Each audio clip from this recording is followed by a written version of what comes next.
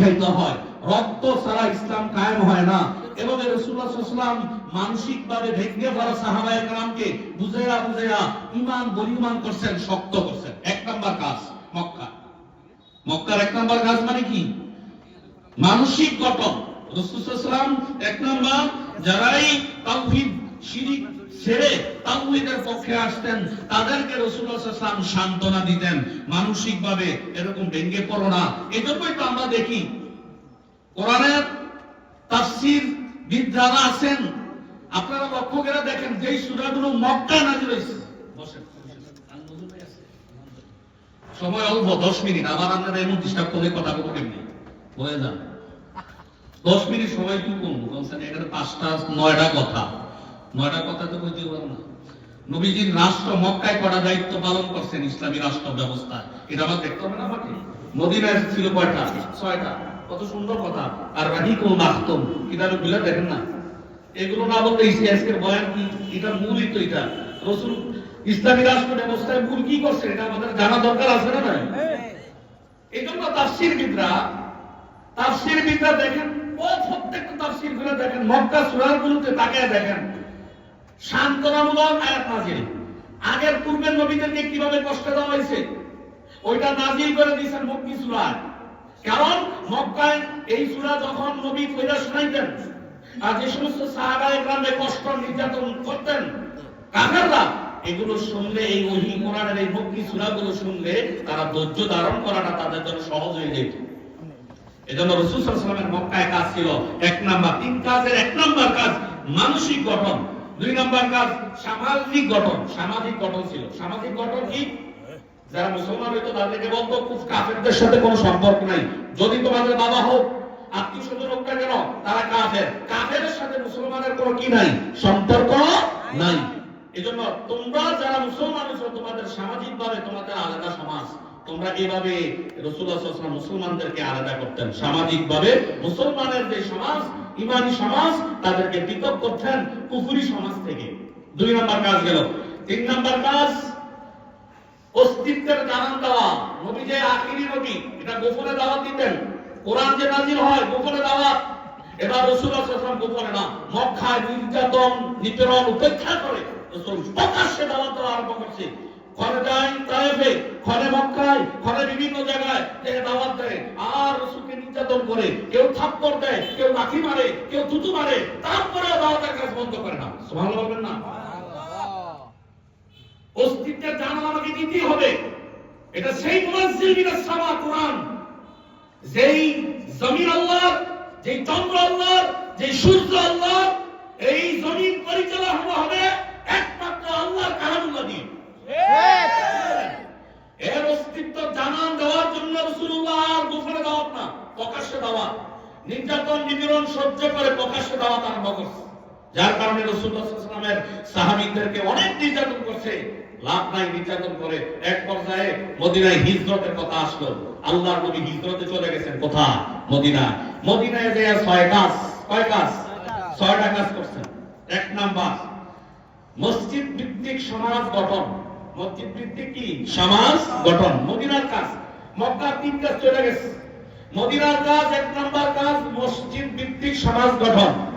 যত পরামর্শ মসজিদে, যে জায়গায় মসজিদ নাই ওই জায়গায় মসজিদ বানানো হয়, যে জায়গায় যুদ্ধ করা লাগবে পরামর্শ দরকার মসজিদে, মুসলমানদেরকে রাখা দরকার মসজিদে, অস্ত্র রাখা দরকার মসজিদের মিম্বরে, যত পরামর্শ বিচার আচার সব মসজিদে।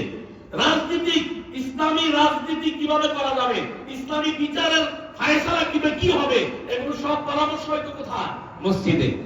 আজ কিছু নেতা তেনা হোমরা সোমরা ফেসিবাদের দালালেরা, কুফরি তন্ত্রের গোলামেরা, তারা বলে মসজিদে রাজনীতি কথা বলা যাবে না।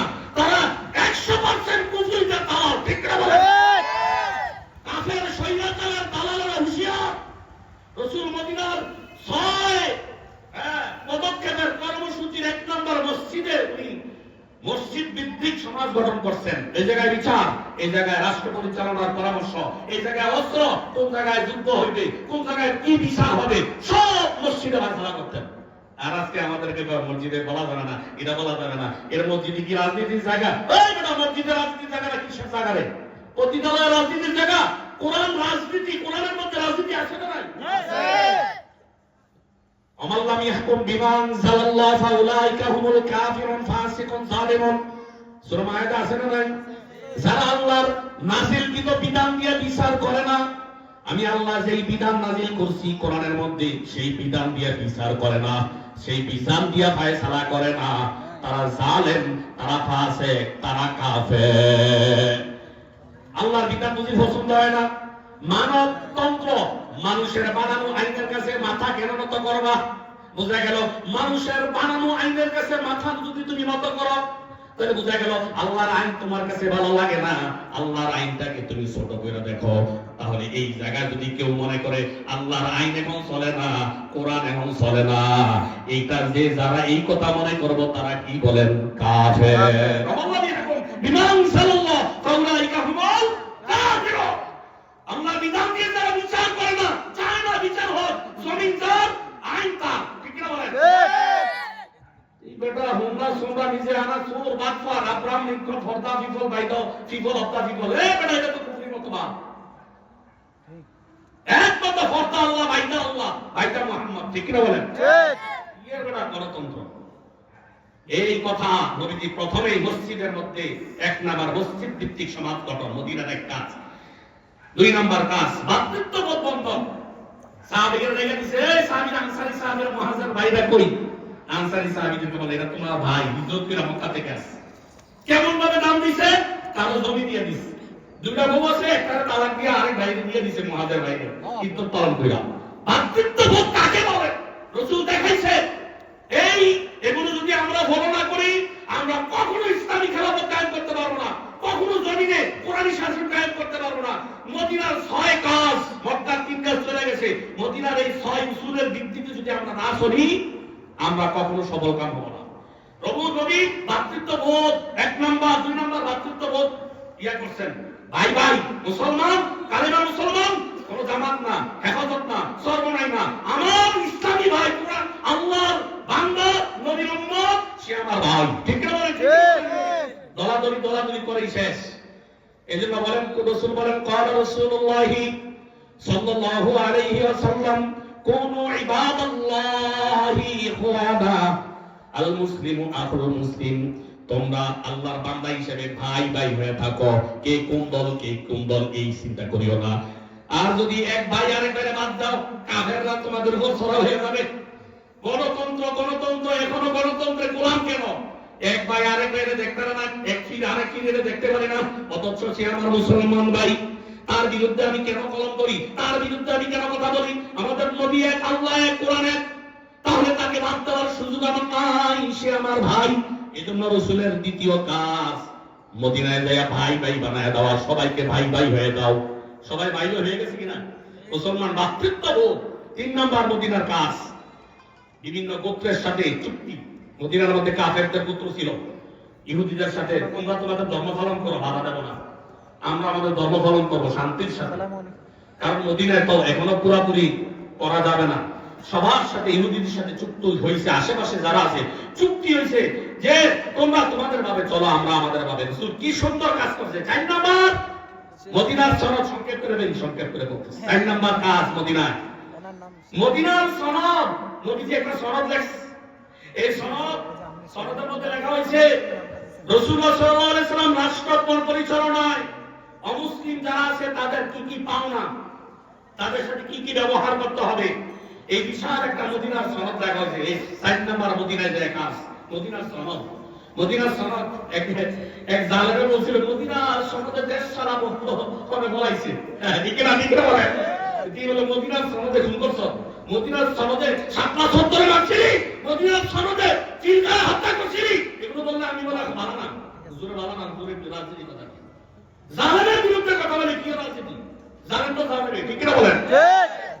কি কয় মদিনার সনদে রাষ্ট্র ওই মদিনার সনদে চালাইছো আফার সুর আলম করে জেরা কইরা আলম করে ঢাকারি ঘোরায়া মদিনার সনদ দিয়ে চালাইছো না? এটা জাতিরে ইয়া বুঝো পাইছো?